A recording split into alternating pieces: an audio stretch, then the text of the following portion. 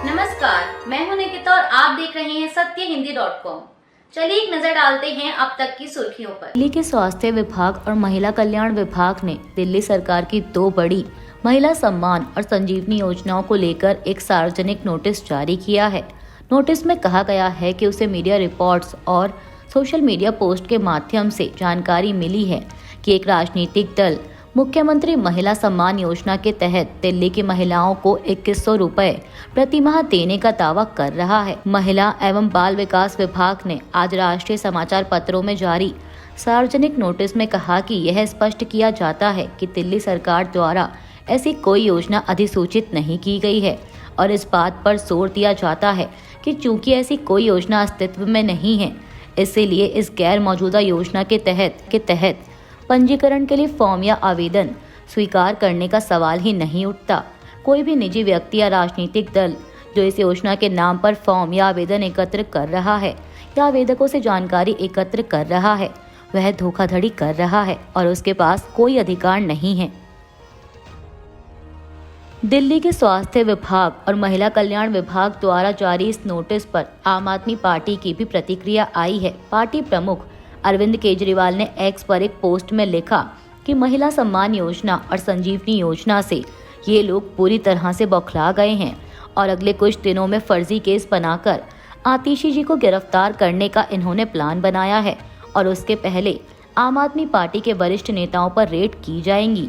वहीं आपकी मुख्य प्रवक्ता प्रियंका कक्कड़ ने कहा कि ये लोग इन दोनों योजनाओं से बौखला गए हैं। सबको पता है कि ये दोनों योजनाएं चुनाव जीतने के बाद लागू होंगी, तो इन विज्ञापनों का क्या मतलब? ये विज्ञापन भाजपा ने दबाव डालकर कुछ अफसरों से करवाए हैं। उन अफसरों ने जनता को भ्रमित करने वाले विज्ञापन दिए हैं। उनके खिलाफ सरकार एक्शन लेगी। आम आदमी पार्टी के राष्ट्रीय संयोजक अरविंद केजरीवाल ने इस सारे मामले पर एक प्रेस कॉन्फ्रेंस को भी संबोधित किया। इस दौरान उन्होंने बड़ा दावा करते हुए कहा कि मुझे कुछ दिन पहले ही अपने सूत्रों से पता चला है कि ईडी, आईटी और सीबीआई की मीटिंग हुई है और उस बैठक में ऊपर से आदेश आए हैं कि कुछ भी फर्जी केस लगाकर दिल्ली की मुख्यमंत्री आतिशी को गिरफ्तार किया जाए। ये मैं पूरी जिम्मेदारी के साथ बहुत बड़ा आरोप लगा रहा हूँ कि इन एजेंसियों को ऊपर से कहा गया है कि दिल्ली की मुख्यमंत्री को गिरफ्तार किया जाए। उन्हें ये भी कहा गया है कि गिरफ्तारी से पहले आम आदमी पार्टी के सभी बड़े नेताओं पर रेड होगी। दिल्ली के स्वास्थ्य विभाग और महिला कल्याण विभाग द्वारा जारी नोटिस को लेकर भाजपा ने दिल्ली की सत्तारूढ़ आम आदमी पार्टी पर हमला बोला है। भाजपा सांसद मनोज तिवारी ने कहा कि आज दिल्ली की जनता इस खबर से हैरान है कि दिल्ली सरकार का विभाग विज्ञापन जारी कर रहा है कि ये धोखाधड़ी है और दिल्ली की जनता इससे सावधान रहे। ऐसा कोई प्रस्ताव नहीं है और ऐसी कोई योजना नहीं है। अरविंद केजरीवाल इतना नीचे गिर गए हैं कि वो दिल्ली की जनता को धोखा दे रहे हैं। अब ये बात सामने आ रही है कि जो लोग हस्ताक्षर कर रहे हैं उनके खातों से पैसे निकाले जा सकते हैं। मनोज तिवारी ने पूछा कि आतिशी चुप क्यों हैं? वो मुख्यमंत्री हैं। वहीं भाजपा नेता मनजिंदर सिंह सिरसा ने कहा कि अरविंद केजरीवाल बहुत बड़े धोखेबाज हैं। जब वे फॉर्म भरवा रहे थे तब उनके ही विभाग दिल्ली सरकार का महिला एवं बाल विकास ने स्पष्ट किया कि 2100 रुपए भत्ता देने की कोई योजना नहीं है। इस योजना के लिए फॉर्म भरवाने वाले निजी लोग हैं जो अवैध रूप से डेटा इकट्ठा करने के लिए ऐसा कर रहे हैं।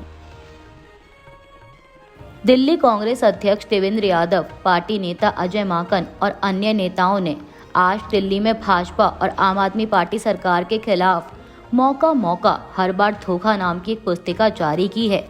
इसे जारी करते हुए दिल्ली कांग्रेस अध्यक्ष देवेंद्र यादव ने कहा कि पिछले 11 साल से दिल्ली में आम आदमी पार्टी की सरकार है और पिछले 10 साल से केंद्र में भाजपा की सरकार है। दिल्ली की जनता ने इन दोनों सरकारों को बड़ी उम्मीदों के साथ चुना था, लेकिन आज 11 साल बाद दिल्ली की जनता को लग रहा है कि वादों के अलावा उन्हें सिर्फ धोखा ही मिला है।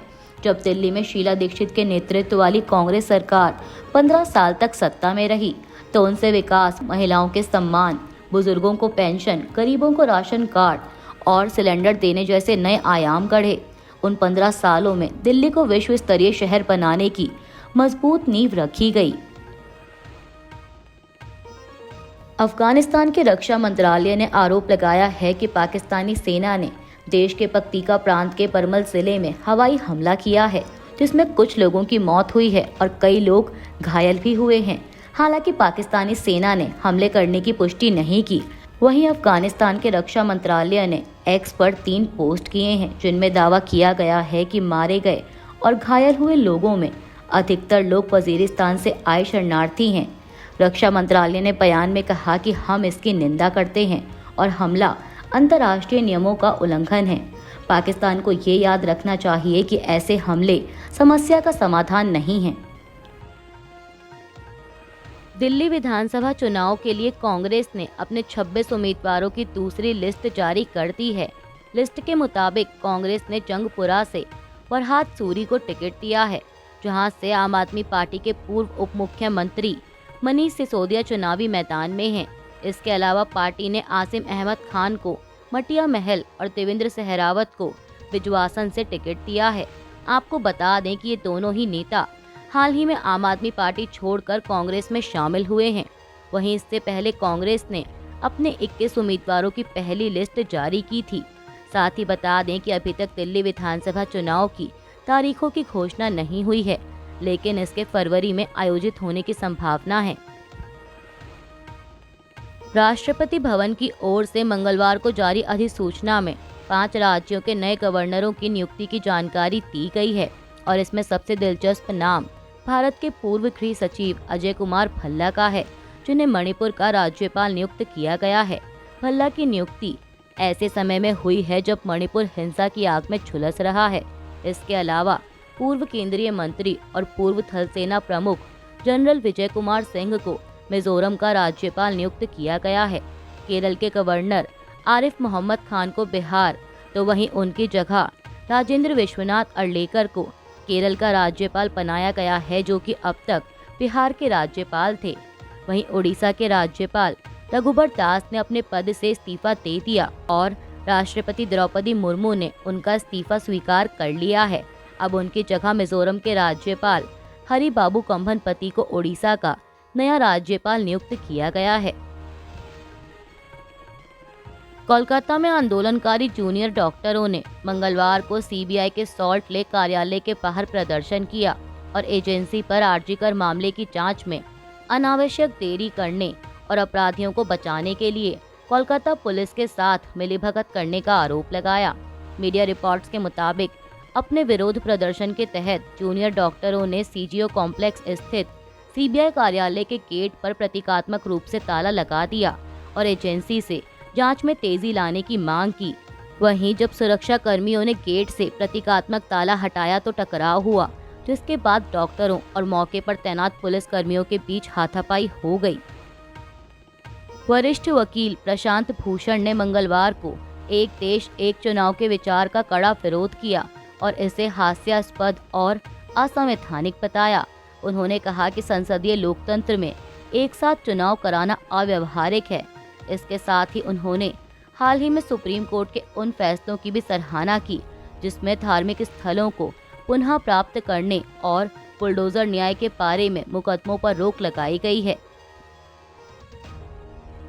तेलंगाना पुलिस ने मंगलवार को तेलुगु अभिनेता अल्लू अर्जुन से पूछा कि क्या उन्हें पता था कि अधिकारियों ने उन्हें पुष्पा 2 दिखाने वाले थिएटर में जाने की अनुमति नहीं दी थी और क्या उन्हें 4 दिसंबर को प्रीमियर के दौरान भगदड़ में एक महिला की दुखद मौत के बारे में पता था। आपको बता दें कि अल्लू अर्जुन, जो अपने पिता अल्लू अरविंद और वकीलों के साथ सुबह 11 बजे के बाद चिक्कड़पल्ली पुलिस स्टेशन पहुंचे, वहां सेंट्रल जोन के डीसीपी अक्षांश यादव के नेतृत्व में एक पुलिस दल ने 3 घंटे से अधिक समय तक उनसे पूछताछ की। अभिनेता दोपहर करीब 2:45 पर पुलिस स्टेशन से बाहर निकले। सूत्रों के अनुसार पूछताछ के दौरान अभिनेता से घटनाक्रम और उनकी निजी सुरक्षा के बारे में भी पूछा गया। पुलिस ने आरोप लगाया कि बाउंसरों ने कथित तौर पर उनके प्रशंसकों को धक्का दिया, जिसके कारण भगदड़ मची। अभी के लिए बस इतना ही। बाकी की खबरों के लिए बने रहिए सत्यहिंदी.com के साथ।